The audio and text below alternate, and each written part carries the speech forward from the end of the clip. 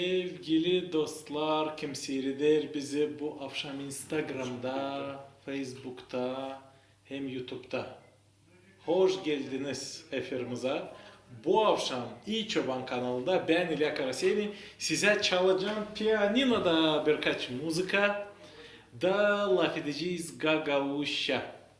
Kim bizi seyreder, siz bizi izleyiş ederseniz koyun plus efirimize.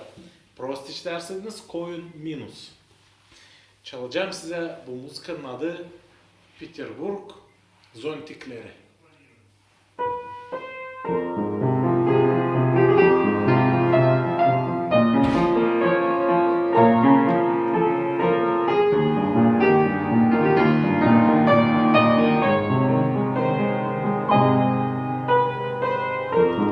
İsrail işidelerse de koyun plus.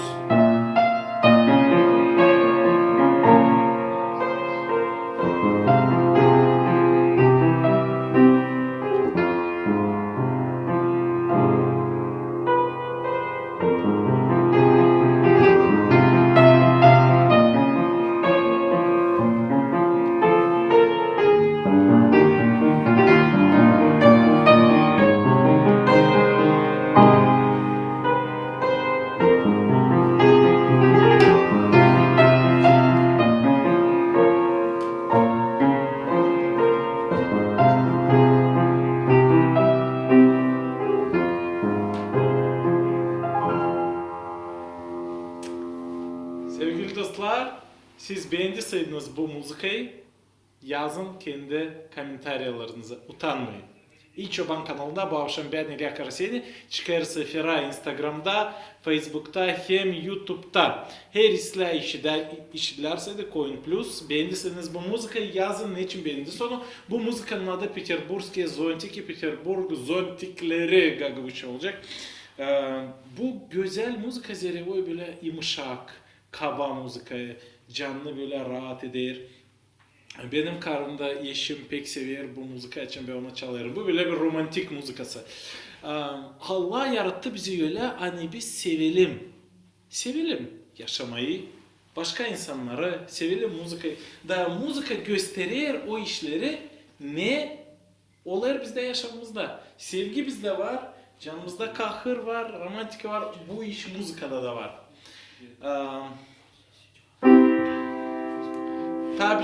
Tabii şey size göstereyim. Ya bakın, bakın. Bu klaviatura öyle mi? Bakın, yakın. Bu klaviatura. Burada var kara. İslam bizi gören kız burada. Karanlık mı gördün? O şimdi İslam burası devam olsun. Bakın. Beyaz. Ya göster burasını. Göster. Bakın. Yaşamakta da hepince klaviaturada var beyaz günler, İslam olaylar, hem var kara günler. Kötü, prost olaylar. Bakın olaylar bir gün İslam seviniriz, başka gün kahır, zor, prost. Sonra yeni İslam. Olaylar hani bir ayda ya da bir günde birden bir akort. Hem beyaz hem kara. Öyle yaşamak yokluca olsun. Sade beyaz, sade şen ya da sade kara, sade kahırlı. Allah yarattı yaşamayı olsun güzel her kere beyaz. Ama Adam hem Eva günaha girdiler. Seslemediler onu da o zamandan beri bizde de yaşamımızda olur kara günler. Ne için? Zira günah var. Bu kara kopçalar, kara klavişalar var. Ya bakalım tabii ki kara klavişalara onlar çalabilir. Kara günler, ince kara klavişalar, günahlar gibi. Dostlar. Ama açan yaşamımız bitecek. Her seversek İsus Hristos'u hem bitki bakın ne? Bitki beyaz klavişa. Öyle mi? Dileçlikte de olacak kutsallık, ayızlık, günahsız. Seversin onu, inanarsın ona, sende o olacak. Şimdi çalalım Mozart'ın müzikasını. Turecki Marş. Ses İslam işitleri. Instagram'da var mı komentari? Ta yok mu? İşi derler bize. İslam. Şimdi çalacağım Mozart'ın müzikasını Турецкий марш ya da Турецкая ронda.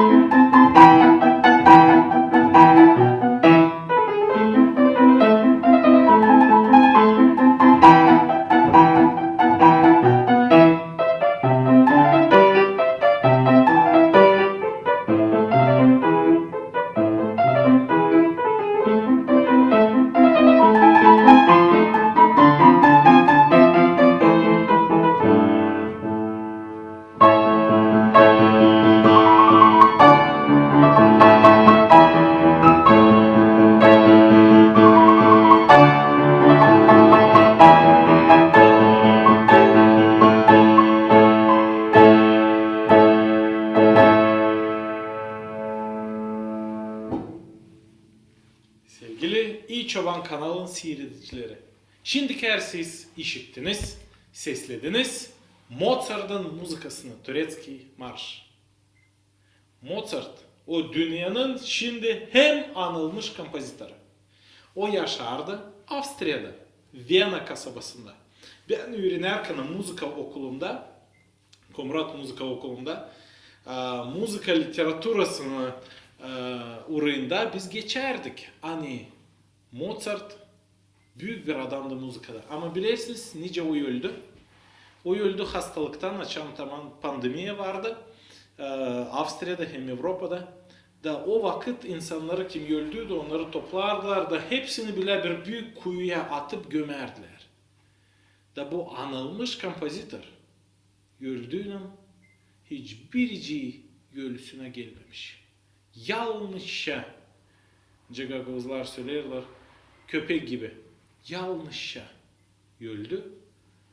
Geldiler Primarya'dan kim toplardı ölüleri onu da aldılar. Taliga'ya da bile başka yüzlerce başka insanlardan bir kuyuya attılar da gömdüler. Büyünden büyün, bu iş oldu 200-250 yıl geri. Açan Mozart yaşardı. Büyünden büyün hiçbiri bilmeyer nerede o gömülü. Ne andısıydı? Viyana'nın yanında. Şimdi varınca olsun binlerce doların. Varınca olsun talındım. Varınca anılmış olasın. Ama açan gelecek sıra ölme sevgili dostum. Yalnızca kalacak. Büyük kahır gelecek canına. Milyonların yardım etmeyecek. Steve Jobs öldü. Bilirsiniz neydi? Hastaydı, rak hastalığını. Düne gibi parası var. iPhone, Apple o çıkarttırmak. Ama o da öldü. Paralar yardım etmeyer. Ölümden kaçma. Allah söyledi. Hani nice hepsi insanlar öldüler. Nice hepsi insanlar doğdular. Bir gün onlar görecekler. Ama şimdi fikirli saydın. Lazım düşünersin. Ölümden sonra ne olacak sende? Ölümden sonra var gökler. Hem var cennet. Göklerde Hristos. Burada güzel İsrail. Cennetle ateş. Nereye sen gideceksin? Fikrin varsa düşünersin gelecek işleri. Düşün bunda. Nerede olacak canım? Düşün. Şimdi tabi müzik çalacağız. Moldovan halk müzikası.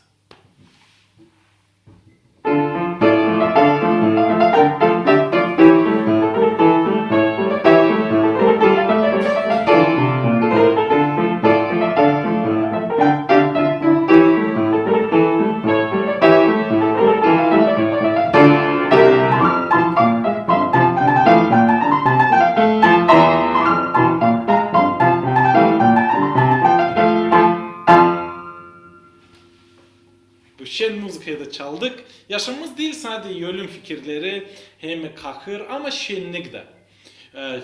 Filiplilere yeni bağlantıda Filiplilere kiyatta 4. başta 4. şiirde yazılı. Апостол Павел yazar Rusça yazılı. Всегда радуйтесь. И еще раз вам говорю, радуйтесь. Apostol Pavle yazar, hepsi Hristiyanlar kim okuyarlar Bibli'yi sevinsinler. Da kendin söyler, sevinin. Niçin? Nice önce sevinme zorluklarda, kahırlarda, fukarelikte varınca. Yer varsa canında hem yüreğinde, inan İsus Hristosa kurtarıcıya. Varsa inan. Ne de olmasa, ne de olsa olacak sevinmelik canında. Rahatlık olacak.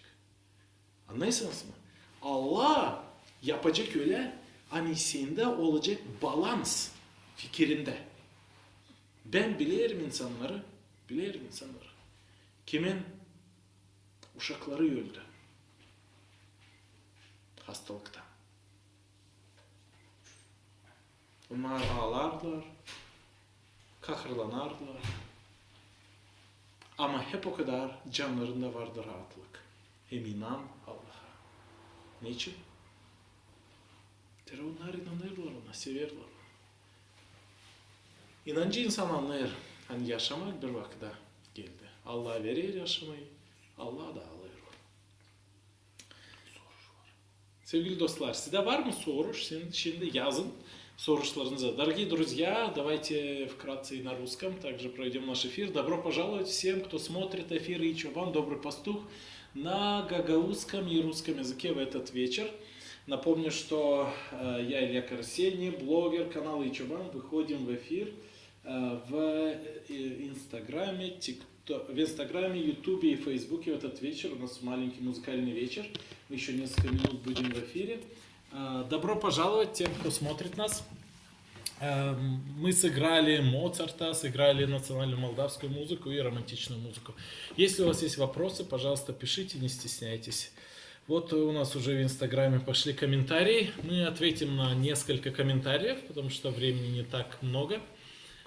И после этого будем заканчивать эфир. И, возможно, я еще одно произведение сыграю. Кстати, если у вас есть пожелания, можете и говорить. Друзья, я рассказал на гагаузском языке историю о Моцарте, композиторе, который написал вот это произведение «Турецкий марш». Вы уже слышали его.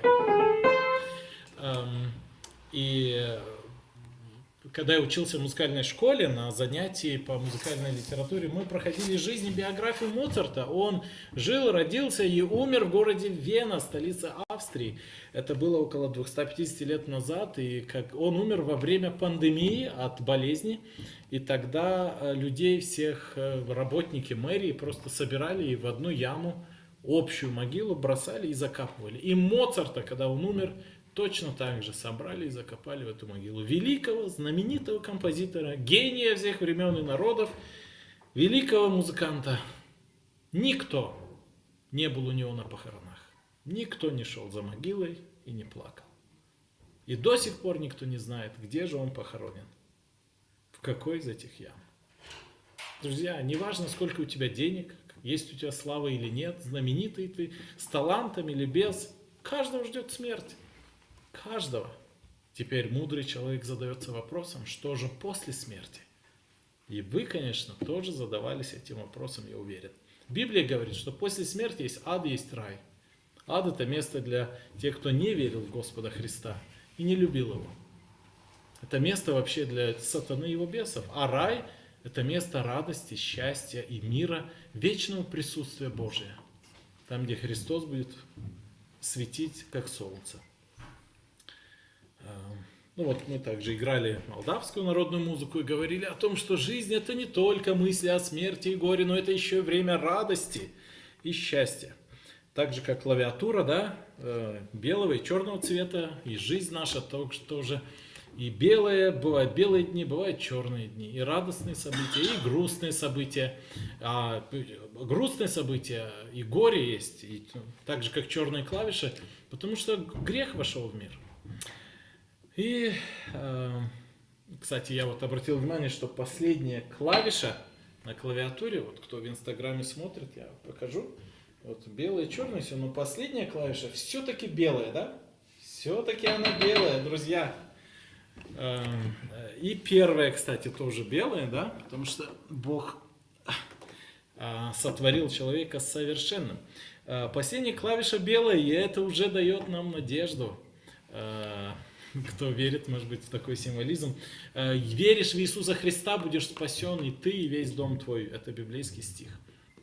Веришь в Господа, будет вечная жизнь, вечная радость. Ну, дальше уже вопрос, что такое вера. Это уже далее интересный и сложный вопрос обсуждать. Давайте ваши комментарии прочтем.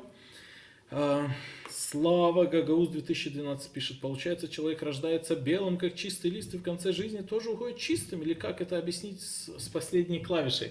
Ну, я только что отчасти сказал, он не уходит белым, в том-то и дело. Он уходит белым, если есть тот, кто почистил его душу, омыл, кто забрал его грехи.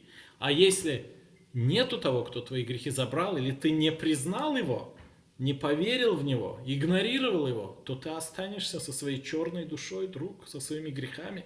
И это страшно. Страшно впасть в руки Всевышнего, говорит Библия. Да. Так, нам пишет Алена, çok güzel, sağ olun size de selamlar.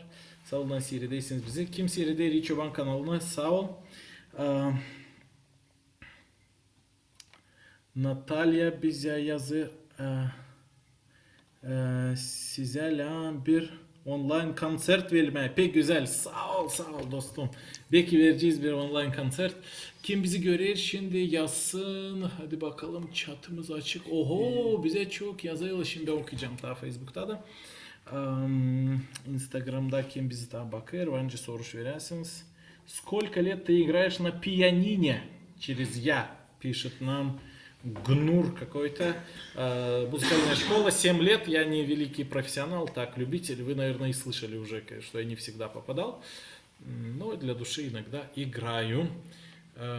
Друзья, напомню тем, кто только что присоединился, у нас маленький музыкальный вечер на канале Ичобан. Добрый пастух. Мы играем на музыкальном инструменте и общаемся о музыкантах, композиторах и о Господе Боге, о вечном и временном, о вечной красоте Божией и о временной красоте прекрасной музыки. Прочитаем наши комментарии в Фейсбуке. Так, плюсы ставят. Иван Накихайл пишет: спасибо, что вы с нами. Николай Остриогло, Саул Санада, Николай, Колай Гюля, Санада Хепсисле. Николай Бзячок, комментарий yazmış. Саул. Друзья, если есть у вас еще вопросы, можете задать. Ну а наш эфир, уже 18-минутный эфир, постепенно подходит к концу. И я, наверное, завершу этот вечерний небольшой стрим еще одним музыкальным произведением. Кто будет смотреть в записи этот стрим, также можете задавать вопросы, я постараюсь ответить, или ребята вот с нашей команды ответят вам и по возможности как-то еще среагируют. Я сыграю последнее произведение. Оно интересно тем, что оно играется только на черных клавишах. Это древний христианский гимн, называется «О благодать спасен тобой». Играется только на черных клавишах. Вы сможете увидеть. Да, сейчас тут вот меняют нам ракурс. Да. И этот гимн написал старый английский пират лет 300 назад. Его звали Джон Ньютон. По-английски этот гимн называется Amazing Grace. И этот человек был пиратом, работорговцем. Ну, вы можете представить, да, его моральные качества и так дальше. Вы бы, наверное, руки ему не пожали сегодня. То есть, ну, человек бандит, преступник. Но, когда было кораблекрушение, то он был на грани смерти, он покаялся, помолился, Бог услышал его, спас его жизнь. И он изменился полностью, стал священником и писал даже гимны. Sevgili dostlar, ben size şimdi çalacağım bitki müziği. Eski Hristiyan türküsünü şaşılacak bereket Allah'tan da bu türkü onu yazdı eski Britan piratı hem hırsız adamı o alıp satardı insanları, para yapardı onlardan ama Sonra açan oyununda Allah'a yaşaması diye işte o yazardı Hristiyan muzikalarını. Çalalım onu.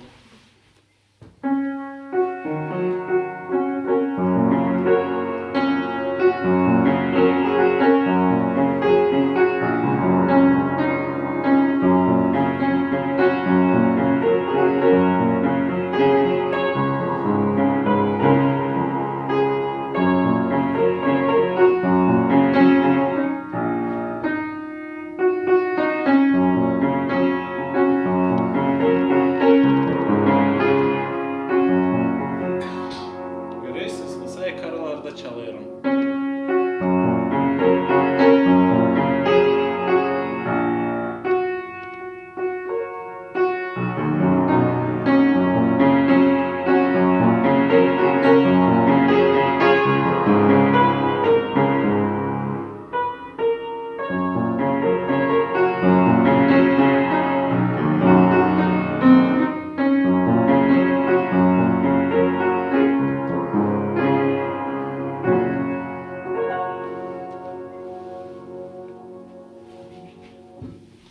Varsa sorularınız, varınca sorarsanız bizde kalır 2 minut. Biz bitirince efirimizi.